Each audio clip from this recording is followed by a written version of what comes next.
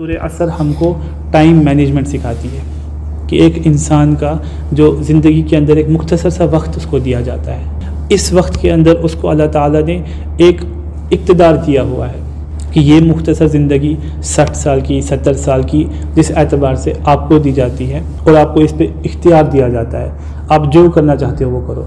अल्लाह सुब्हानहू व तआला ने एक प्रॉपर गाइडलाइंस अता कर दी हैं इंसानों को कि इन एतबार से अगर ज़िंदगी गुजारोगे तो तुम कामयाब हो जाओगे। अब इंसान को चाहिए कि वो इस ज़िंदगी में अपनी टाइम मैनेजमेंट इस एतबार से करे कि कम से कम वक्त में वो ज़्यादा से ज़्यादा अल्लाह सुब्हानहू व तआला को राज़ी करने वाले आमाल कर सके।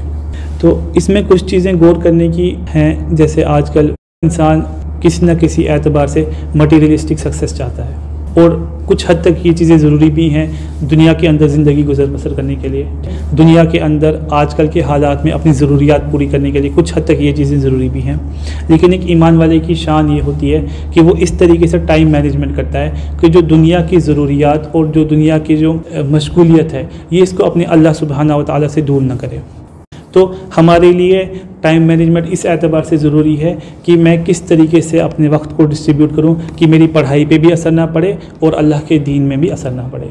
मुझे इतना पढ़ाई में नहीं डूब जाना है कि मेरी नमाज़ें भी छूट जाएं, मेरे आमाल सालिहा भी छूट जाएं, मेरी कुरान पाक की तिलावत छूट जाए, मेरे रोज़े छूट जाएँ, और मुझे इतना ही अल्लाह ताला के दीन में नहीं डूब जाना है कि कल को मैं अपनी पढ़ाई में पीछे रह जाऊँ और एक अच्छा सोर्स ऑफ लाइवलीहुड मेरे को ना मिल सके। तो इसीलिए एक ईमान वाले को एतदाल रखना है, एक ईमान वाले को एक बैलेंस मेंटेन करना है कि I have to distribute my time in such a way कि मेरी स्टडीज़ भी सबसे अच्छी रहे और मेरे दीन भी बहुत अच्छा रहे। उसके लिए सबसे पहले तो फ़राइज़ के लिए एक इंसान को चाहिए कि फ़राइज़ के अराउंड उसका टाइम टेबल डिस्ट्रीब्यूट हो। फ़राइज़ मीन्स खासकर नमाज के अराउंड। ईमान वाले का टाइम टेबल नमाज के टाइम के हिसाब से चेंज होता है, ना कि ऐसा हो कि मेरे कॉलेज टाइम से मेरा टाइम टेबल बने या मेरी स्टडीज़ के टाइम से मेरा टाइम टेबल बने।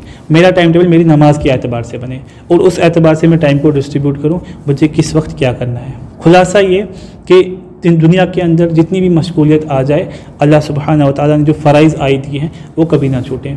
और दूसरी बात, जो अल्लाह ताला ने करने के काम बताए हैं, ख्वाह वो इनफरादी हैं या इज्तिमाई हैं, इंसान को चाहिए कि पूरी कोशिश करे कि इन आमाल की पाबंदी हो।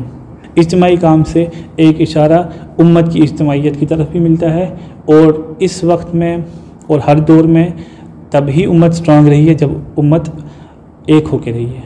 कहीं भी इंसान अकेला होता है, अमाल की पाबंदी में मुश्किलें आती हैं, कमज़ोरी होती है, दीन इस्लाम पे चलने में कमज़ोरी आती है, लेकिन जब 2-4 साथी भी एक साथ हों तो एक दूसरे को वतवासो बिल हक़ वतवासो बिस सब्र वो उभारते हैं। चलो नमाज का टाइम हो गया, उठो नमाज़ पढ़ते हैं।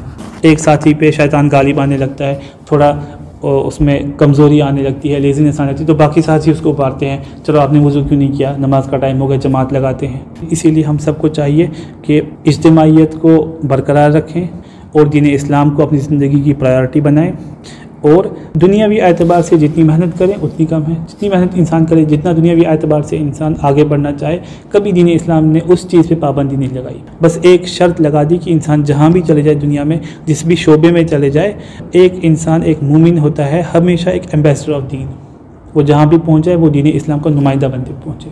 अल्लाह ताला हम सबको दीन इस्लाम को समझने की और दीन इस्लाम के मुताबिक ज़िंदगी गुजारने की तौफ़ीक़ अता फ़रमाए।